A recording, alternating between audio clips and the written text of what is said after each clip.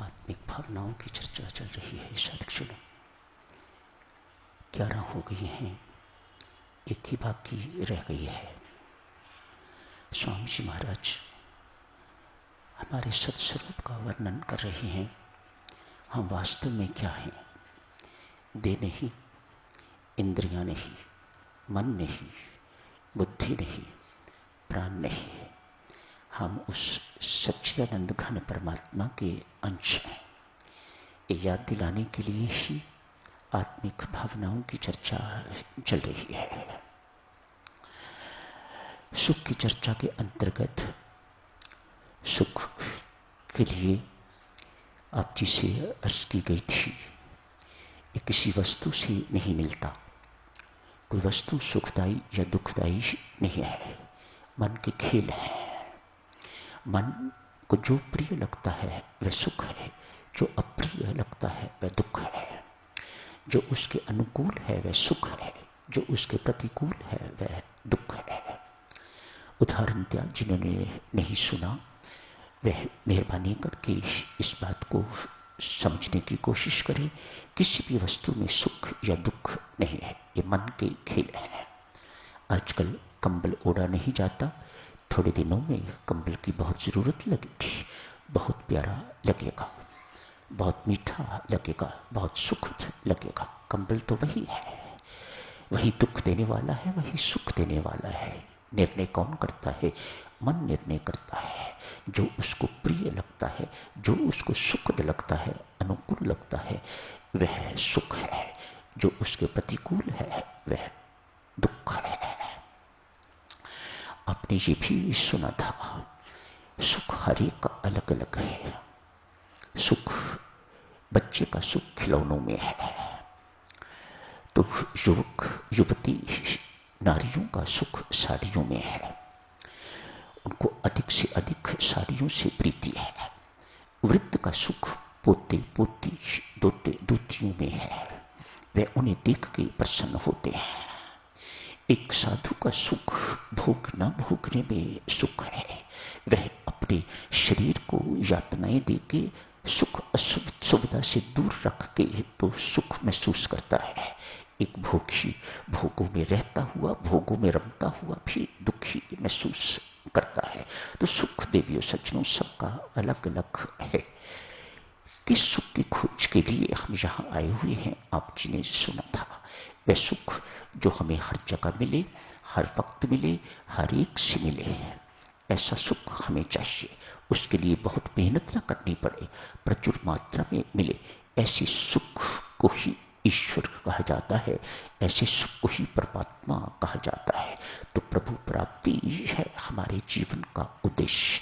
उसे परम सुख कहिए, उसे परम शांति कहिए, उसे परमानंद कहिए, एक ही बात है। आत्म सुख कहिए, उसे एक ही बात है। एटर्नल हैप्पीनेस कहिए, उसे एक ही बात है। पर इसकी प्राप्ति के लिए ही हमें ये मानव योनि मिली हुई है। आप स्वयं पढ़ते हैं इस सुख की प्राप्ति के लिए, बड़े होते हैं, नौकरी करते हैं, व्यापार करते हैं इस सुख की प्राप्ति के लिए, विवाह शादी करते हैं इस सुख की प्राप्ति के लिए, बच्चे पैदा करते हैं इस सुख की प्राप्ति के लिए। मानो जो कुछ भी आप करते हो, लक्ष्य सिर्फ यही है, इस परम सुख की प्राप्ति, इस परमानंद की प्राप्ति।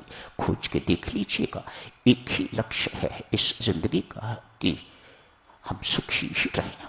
हमें ये परम सुख, ये परमानंद, हमें परम शांति ये प्राप्त करनी है। इसी बीच स्वामी जी महाराज ने शांत भावना भी ली थी। तो एक शब्द और आ गया कि ये सुख दुख तो हुआ, ये शांति क्या है?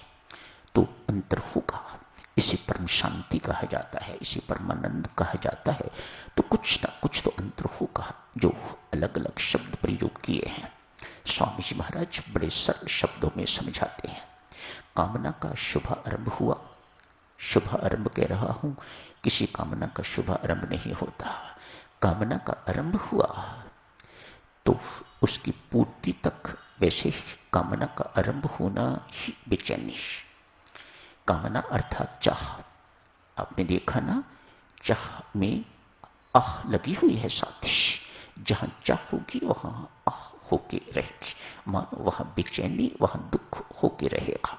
किसी भी प्रकार की कामना है तो कामना शुरू हुई, पूर्ति तक जो बेचैनी रहती है उसे दुख कहा जाता है।